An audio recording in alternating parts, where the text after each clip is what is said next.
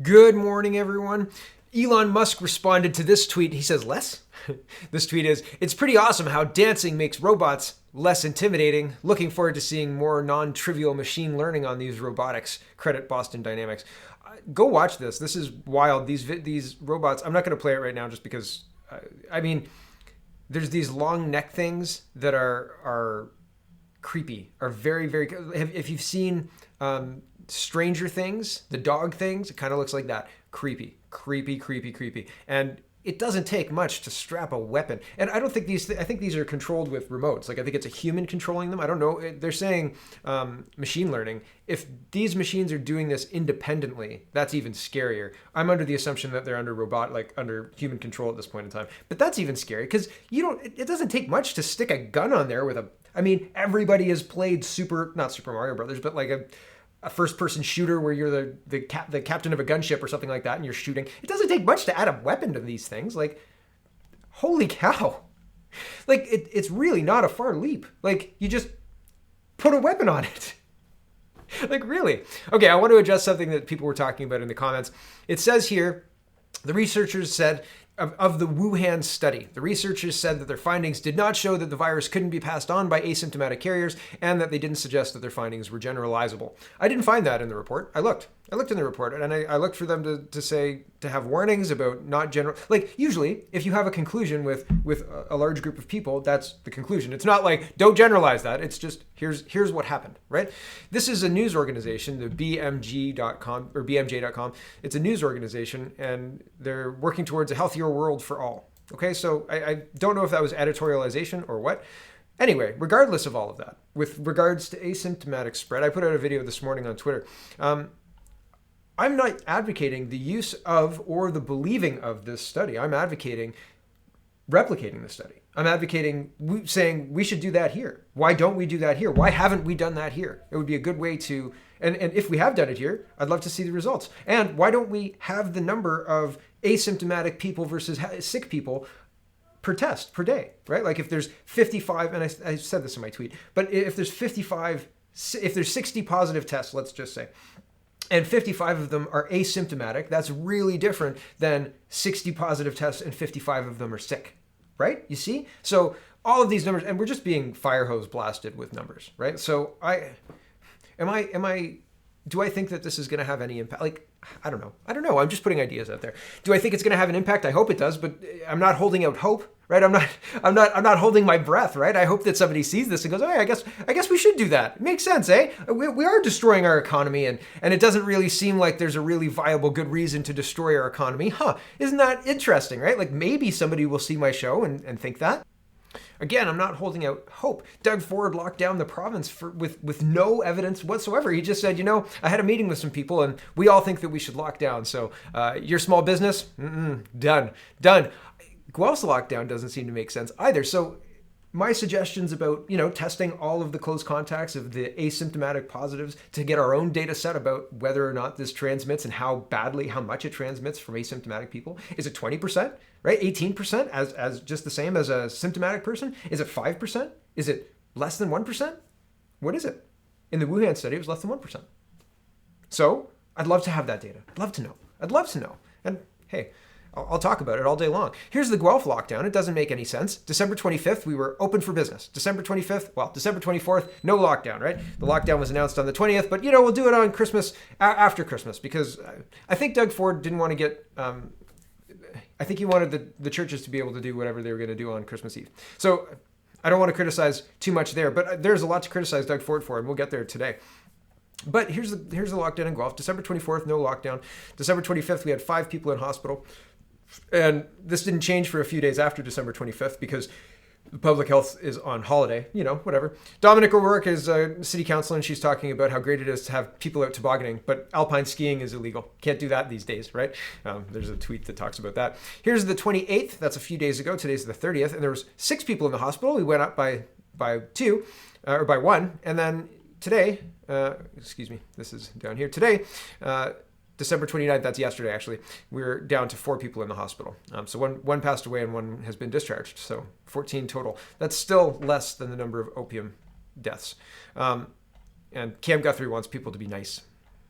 I just think that there's no justification for the full destruction of our culture and economy when we don't know the basics of this disease. But we've had 10 months to do studies, and we've had 10 months to come up with ways to have small businesses open, to not give big giveaways to Costco. Did you guys see they got a 25% return in 12 months? 25%? 28? I think it was maybe 28%.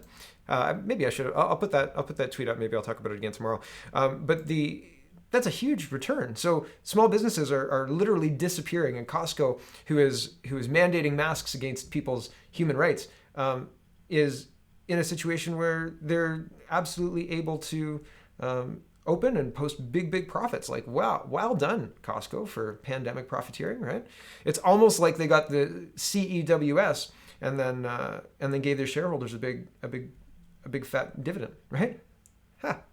Wild. Here's my tweet about this. I did a little 2-minute video if you want to check it out. I didn't upload it to YouTube. Maybe I should. But it's just 2 minutes making the case of, hey, why don't we do the asymptomatic healthy people test? Like the close contacts of healthy positives, right? Why don't we do that test? Please explain it to me. No, we couldn't possibly test those healthy contacts. We couldn't possibly do that. Because then things like this, newspaper articles like this wouldn't be possible, right? All of these healthy people are making you unsafe.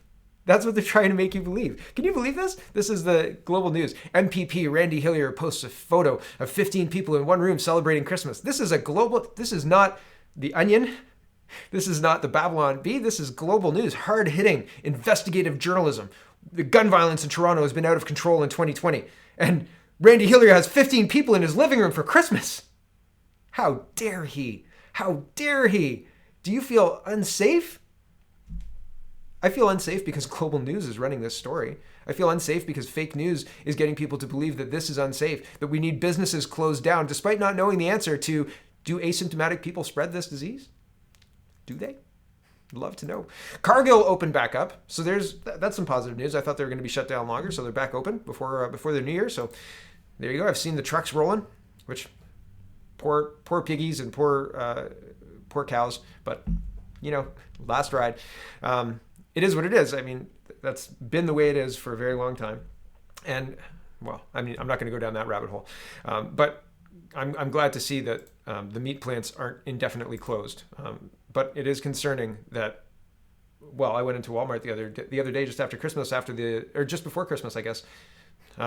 Maybe just after, when the lockdowns were, it was just after. And when the lockdowns had just started and the bread was gone, right? All the bread was gone. The milk was there. But the second time I went back to the store yesterday because I needed something for New Year's. And there was the, for your safety, only one, please, right? Like you can only take one item of this group.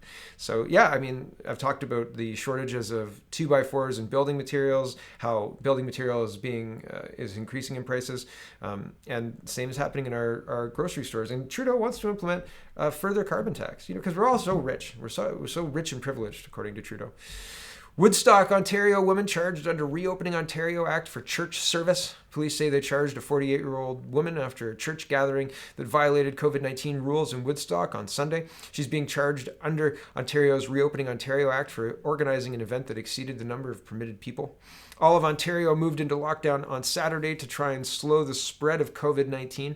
Under those provincial restrictions, religious services are limited to 10 or fewer people, both indoors and outdoors. How does that make sense? People say that well over 10 people were inside the place of worship on Sunday. The place of worship, that's interesting. Was it a home? Was it a house? Are they breaking up private worship gatherings now?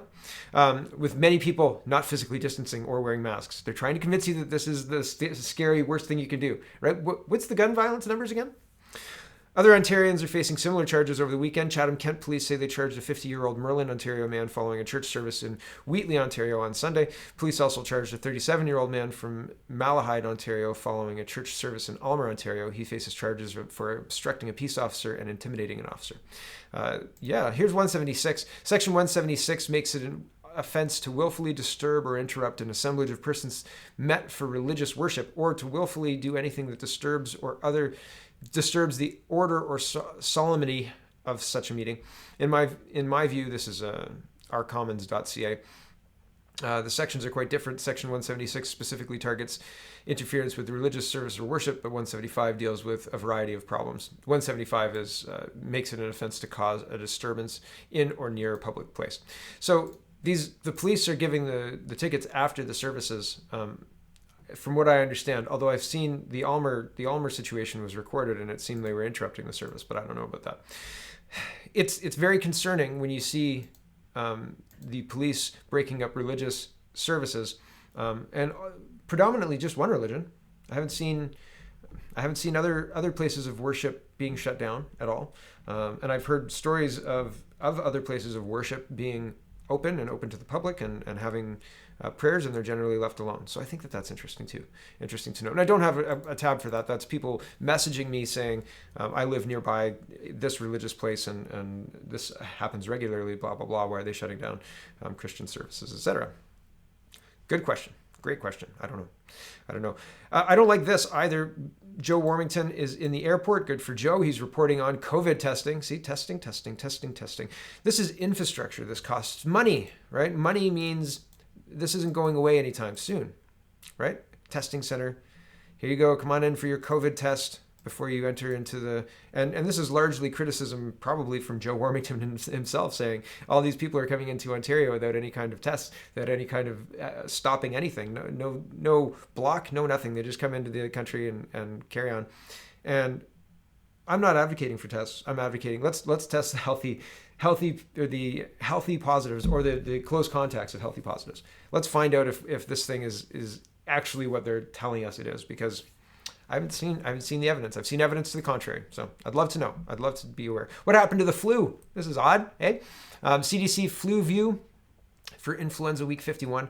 5-year average, 15.80% positive. This year, 0.10% positive. And there's a Google spreadsheet. He says influenza testing season to date. CDC flu and 5-year average, 6.77% positive. This year, 0.17% positive. And there's a bar graph, but this one was interesting. The maps. So it's like a flu hotspot area, right? So the green is low flu, yellow is low flu, red and purple is orange, and red and purple are high flu. And so this is the 2019 map, right? 2019 into 2020, and then this is the 2020 to 2021 map. Excuse me. And look at all that green, right? Like there's some very low flu across the entire. Where did the flu go? I know where the flu went. They stopped testing for it.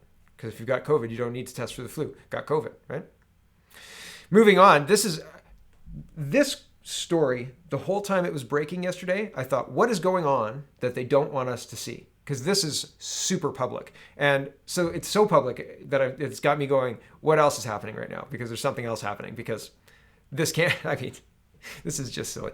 Okay. Here it is. Doug Ford's office says the Premier was not aware of the minister's trip, nor did he or his office approve it. The Premier learned of the trip after the minister was already out of the country. Ontario Finance Minister Rod Phillips is currently vacationing outside of the country, his office says Tuesday, as federal officials urge Canadians to avoid non-essential travel and as Ontario remains shut down. I mean, it's essential to go to St. Bart's.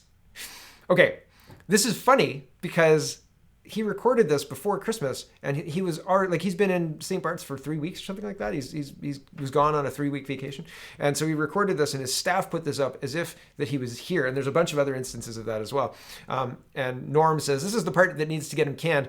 He tries to pull the wool over his constituents and all Ontario's eyes and make it seem like he was in Ontario. I have no time for this crap, no matter what party you're in. And he says this is from Christmas Eve. He says it's Christmas Eve to my constituents in Ajax and people across Ontario. Well, you know what? I'll play it because why not? Here we go. Hello, everyone. I love the inspiring music. There's a part here where I think he kind of missed his cue. They were like, yeah, it's going to go inspiring with 15 seconds to go, and then like wrap it up. But he misses the cue, and you can hear the building of the music, and then he gets to it. It was something that I noticed, but probably nobody else. All right, here we go. It's Rod Phillips, the MPP from Ajax. On this Christmas Eve, I want to wish each and every one of you a very Merry Christmas. Now, I know that this Christmas is a bit different than Christmases in the past. We're meeting virtually and online and not able to be in person with as many family and friends as we'd like to. And I want to thank each and every one of you for what we are doing to protect our most vulnerable while we celebrate this very, very special. I love vacationing virtually on the beach. It's my the waves. And I'll zoom in on the waves here. Oh, it's lovely virtually vacationing on the beach in St. Bart's together, doing our part. Me and what's his name? Rod Phillips, right? We're all virtually doing our part together. It's so disingenuous, right? Oh, here we go. But challenging holiday season. So to everyone out there, have a very Merry Christmas. Enjoy a treat, some eggnog, and I hope that we can all be together soon with family and friends. Merry Christmas. Like he is, in St. Bart's with his family and friends, plebs, right? And here's the other tweets that are talking, this is the 17th, not to get too sappy, but when you boil it down, the best way to celebrate is with a stack of flapjacks and a bottle of real Canadian maple syrup. I was saying, you can't really plan vacations and stuff. Looks like you can. I mean, if you're isolating at the resort, I guess the whole resort is you can go to. You don't have to stay in your room. I don't know. So yeah, here's a bunch of tweets that he's pretending that he's at home and that his staff set out. And he says, it was a mistake. Finance Minister apologizes after leaving country for personal trip earlier this month as COVID-19 case counts surged. Case counts. Here's another one. This is from December 29th, so when this broke yesterday. The replies are really what I wanted to highlight here. It's, boy, do you have some kind of nerve traveling during a pandemic while the rest of us are told not to. Small businesses are going bankrupt. Shame on you, you piece of hypocritical garbage. You need to resign now. This year, I canceled a trip to my nephew's wedding, didn't take a trip to the funeral of a cousin killed in a tragic accident to lend support to her children, canceled a planned trip to see my children for Christmas, but hey, you traveled on vacation. Cool. Resign. That's the thing, we have a family trip out to Newfoundland every year, which we missed. We had a trip planned for Dollywood, which I was super excited about, and I had no idea how I was going to do my show during it, so I was a little bit relieved. I was like, okay, now I can keep doing my show. Which is odd, right? I don't know, the things you think about. But we had all sorts of plans for 2020, and they just got kind of shut down because the government unilaterally said, you're shut down. Your businesses are shut down. We're locked down. It's that dangerous. It's that scary. Don't go anywhere. Don't leave your house unless you absolutely have to. And I guess that means if you booked a vacation beforehand, you absolutely have to leave your house because otherwise you'll miss your plane, right? Obviously. I just misunderstood. It's my fault. I'm sorry, the government. Here's Doug Ford's statement on the whole thing. At a time when every Ontarian has been asked to make sacrifices, I'm extremely disappointed in Minister Phillips and his decision to travel abroad. I've let the minister know that his decision to travel is completely unacceptable and that it will not be tolerated again by him or any member of our cabinet and caucus. I've also told the minister that I need him back in the country immediately. The only way we will beat COVID-19 is by following the advice provided by our public health experts. Public officials are no exception. Again, I don't like the doubling down on following the advice of our public health experts. I mean, people get told things by the doctor all the time. Stop eating bacon. Okay, right? You get told things by the doctor, and you get to make up your own mind because we live in a free society. So this capitulation to the health officials constantly and from every level of government is not appropriate as well because it's bad leadership. They're responsible. They're the ones who are responsible. The buck stops with them. Here's a Montreal. I don't know if he's an MPP. Liberal MNA. He traveled to Barbados with his wife. So they're trying to find anybody who's not paying attention to the rules. I just thought it was funny. Here's all of these politicians, right? And here's Mayor Quimby saying, I'm here in my mayor's office with you, Springfield, and then he gets caught with the get those metal drums out of the mayor's office, right? Super funny. This is I was going to read this article, but this is super dry. We were going to turn into non-COVID Canadian politics, but it's super dry. They're talking about how there's these former ministers and former cabinet ministers, etc., who are saying that basically, there's a little bit that's worthwhile, but the rest of it's really dry. The Trudeau government has been unacceptably opaque in its handling of the national purse, several former senior finance officials say, a concern that reflects deeper disagreements in Ottawa between the public service and the Liberal government's lofty spending plans. Their worries include what some officials describe as an increasingly centralized power base within the Prime Minister's office, which intensified under the Harper government environment following the 2009 recession and has continued under Prime Minister Justin Trudeau. The National Post spoke with 6 former Department of Finance officials, including 2 former deputy ministers, who expressed concern over a lack of fiscal transparency in Ottawa at a time of unprecedented deficit spending. The people stressed that there has always been some degree of disagreement between the PMO, who makes decisions based on political calculations, and the much more and the minister, or the Department of Finance, which has long acted as a sort of sober second thought in Ottawa. So the rest is just kind of chopping that wood, kind of going through the lack of transparency and stuff. We know that. We know all that, right? Laurie Goldstein saying, how a diminutive Department of Finance brings into question Canada's fiscal future. Former finance officials expressed concern over a lack of fiscal transparency in Ottawa at a time of unprecedented deficit spending. So we're spending a lot and we're not getting a lot out of it. And people are saying, that's concerning. That's terribly concerning. And that's all we're going to get. At this point in time, where's the opposition, right? Where's O'Toole? Where are the people who are supposed to be screaming that this isn't, screaming for our civil liberties, screaming for the reopening of our businesses? Instead, you get O'Toole saying, he mostly trusts Tam, and that Derek Sloan guy, that questioning China.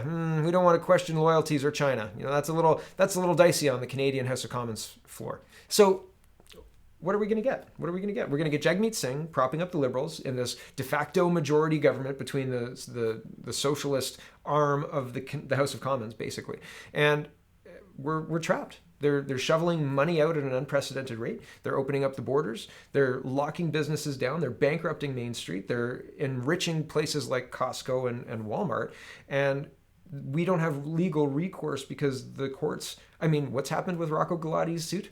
The courts aren't interested in a speedy anything. And if they do get in front of a judge, if the judge is in the club, let's say, the judge will dismiss it. They won't rule on constitutionality, or they'll do some other, not trick, but legal maneuver to sidestep. Here's one legal trick to chill people's ability to fight anything, really. Faith Goldie, who's running for Toronto Mayor, ordered to pay Bell Media more than $43,000 in legal fees. The judge refused to rule on her case, and then just stuck her with the legal fees for Bell after refusing to rule on the case. And then I couldn't find, I looked for the judge setting aside the constitutionality of it. And this must have been a few years ago. I can't remember the details of the newspaper article I was reading. I'll try and find it again if I can come across it. I'll post it, mention it. But there was an article talking about how the judge didn't want to look at the Constitution with regards to the scope of what the allegation was, and said that would be ruled on in due time. But I wish I could remember the details. So take that one with a grain of salt. I could be conflating something. I'm not sure exactly. But when I talk about legal tricks, this is the kind of stuff that I'm referring to, right? It's very, very difficult to fight this in a way that looks like everybody's acting in good faith and not just continuing the draconian lockdowns and the removal of our civil liberties because they just want to, and there's nobody to stop them. Because what do you do after the courts fail? Everybody knows the answer to that, right? But that's not where most people are, right? And how do you fight this is essentially the question. But that's too big a question for the end of the show, isn't it? Because the way you fight this is to get organized. The way you fight this is to do what Donald Trump did, and it doesn't even look really, at this point, always darkest before the dawn, right? But it doesn't really look like even Trump will be successful, right? And who knows? He's very good at pulling a rabbit out of a hat. If you haven't read this, I read this last night, and it's pure fantasy. It's pure fantasy. Go read it. If you've been paying attention. Okay, maybe I'll read it. I think it's absolute pure fantasy and hopium. Okay, if this happens, I'll laugh quite a lot. I don't think it's going to happen, but this is what somebody else wrote, and this will be the end of our show. Here we go. The January 6th elector ballot count is going to go down as the greatest troll of all time. You may or may not know this, but the vice president gets to count the electors. That's one thing that the Constitution makes crystal clear. Apparently, the plan is for Mike Pence to roll in a Dominion voting machine, or a knockoff that looks like one. He's then going to pull out a USB drive, update the software just before the count, and use the machine to count the elector ballots. Remember, this is on national television. The count will not only come out fractional, but it will result in more votes than actual electors and result in Trump winning more electors than Biden. The chamber is expected to erupt in chaos. Obviously, the count will be challenged. Pence will then conduct a recount, but he will use the machine to print the recount ballots and then hand count those ballots. The recounted number will be similar to the original count, only changing by a couple of votes. But it will result in Trump winning by even more than before. Dems are expected to cry fraud, and Pence will object.